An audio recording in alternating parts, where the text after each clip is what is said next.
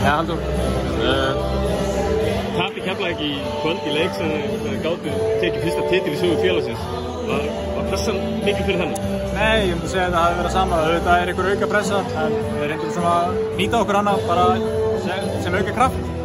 Og í miður hafðist ekki í kvöld, en við fáum tækifæri til að gera þetta aftur. Það hafið, já, eins og þú segir með pressuna, þið hafið alls ekki verið það lið sem hefur bóknað undir neittni pressu í raun og veru í vetur og í þessari úrslitakeppni.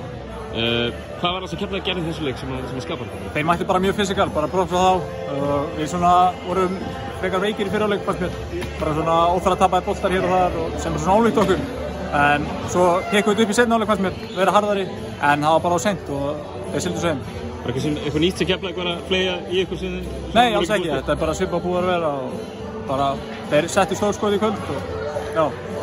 Fáðu að fara aftur á sterkar heimaðall ykkar í Þorlákshöfn og fáðu möguleikann á að vinna titilinn á föstudagskvöldi í seint í júní. Ég hljóti að, ég meina, hvað þurfa að gera til að koma ykkur saman og ná að uppfylla þann draum? Já, það er náttúrulega ekki mikið. Við þurfum bara að halda áfram að spila okkar leik og setja okkur skot, spila vörn og bara vera harðir. Frábært, takk.